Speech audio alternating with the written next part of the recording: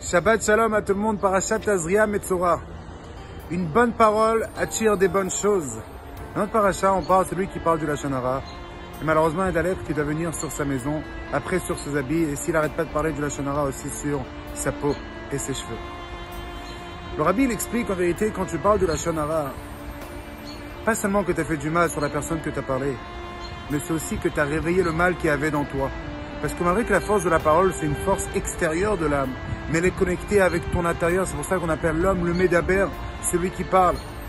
Et c'est pour ça qu'au début, la lettre prévient sur ta maison, sur quelque chose d'extérieur.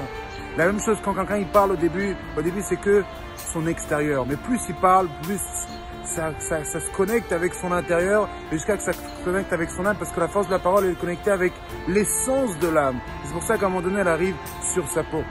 Le Rabbi il explique qu'à un moment donné, il doit sortir du camp pour 7 jours, et quand le Kohen il dit qu'il est pur, il doit ramener 2 oiseaux. La question est pourquoi il doit ramener 2 oiseaux. Et en plus qu'il y a un que tu fais la shrita, et le deuxième tu le laisses tranquille. Pourquoi tu dois ramener 2? Le Zohar il explique qu'en vérité, quelqu'un qui fait le Lashon Hara, il a fait 2 choses. Premièrement, le premier oiseau, il fait référence à le mal qui a parlé de Lashon Hara. Et le deuxième oiseau, en vérité, il fait référence à la bonne chose qu'il aurait pu dire et qu'il n'a pas dit.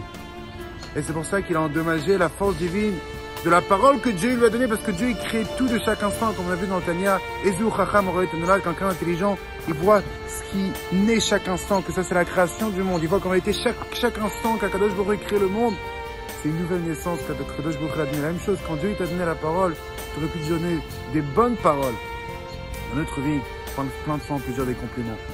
Et des fois on ne peut pas les dire, on a un peu d'ego, peut-être ça va diminuer de notre valeur. Le Zohar il dit tu ramènes 2 oiseaux. Premièrement pour le Lashon Hara, mais le deuxième oiseau il vient le fait que tu aurais pu dire quelque chose de bien et que tu l'as pas dit. Alors, il faut tout le temps dire des compliments. Et c'est ça qui va ramener le Mashiach. Parce que le Mashiach, en vérité, il va ramener le bien dans le monde. Et à ce moment-là, tout le monde va parler que du bien. Alors déjà, commencez à vivre maintenant Mashiach. Et qu'on espère déjà de voir le 3e Beth Amikdash, Techef Umiyad Mamash.